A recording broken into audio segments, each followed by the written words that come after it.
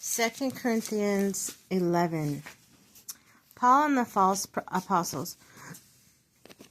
I hope you'll put up with me in a little foolishness. Yes, please put up with me. I am jealous for you with a godly jealousy. I promise you to one husband, to Christ, so that I may present you as a pure virgin to him. But I am afraid that just as Eve was deceived by the serpent's cunning, your minds may somehow be led astray from your sincere, pure devotion to Christ. For if someone comes to you and preaches a Jesus other than the Jesus we preached, or if you receive a different spirit from the spirit you received, or a different gospel from the one you accepted, you put up with it easily enough. I do not think that I am in the least inferior to those superior apostles. I may indeed be untrained as a speaker, but I do have knowledge. We have made it perfectly clear to you in every way. It was a sin for me to lower myself in order to elevate you. Hi, Kitty. By preaching the gospel of God to you free of charge. Watch out, I gotta turn the page. Hold on, baby. Excuse me. Okay. I robbed other churches by receiving support from them as to serve you. And when I was with you and needed something, I was not a burden to anyone. For the brothers who came from Macedonia supplied what I needed. I have kept myself from a burden to you in any way and will continue to do so. As surely as the truth of Christ is in me, nobody in the region of Achaia will stop this boasting of mine. Why? Because I do not love you? God knows I do. I will keep on doing what I am doing in order to cut the ground from under those who want an opportunity to be considered equal with us in such things that they boast about. For such people are false apostles, deceitful workers, masquerading as apostles of Christ. And no wonder, for Satan himself masquerades as an angel of light.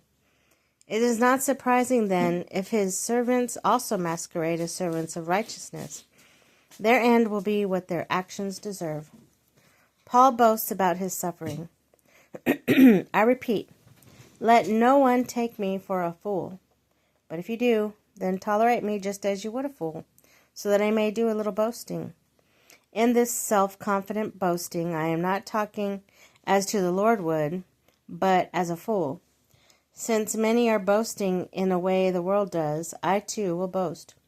You gladly put up with fools since you are so wise.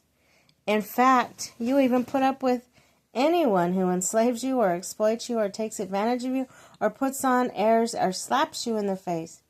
To my shame, I admit that we were too weak for that. Whatever anyone else dares to boast about, I am speaking as a fool.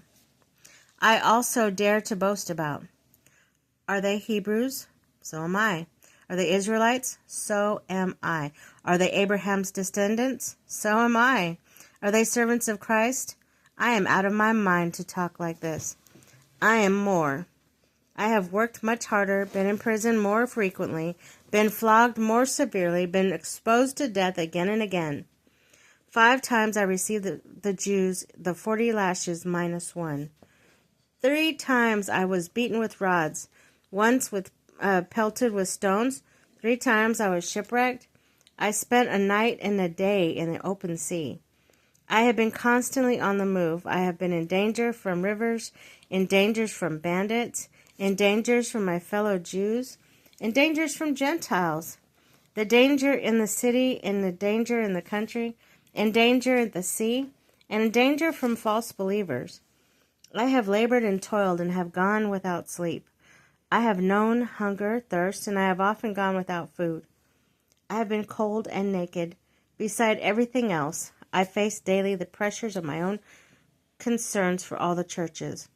Who is weak, and I do not feel weak? Who is led to sin, and I do not inwardly burn?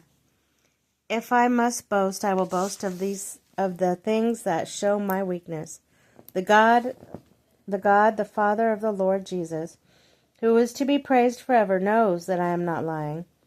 In Damascus, the governor under King Aretas had the city of Damascus guarded in order to arrest me. But I was lowered into a basket from a window in a wall and slipped through his hands.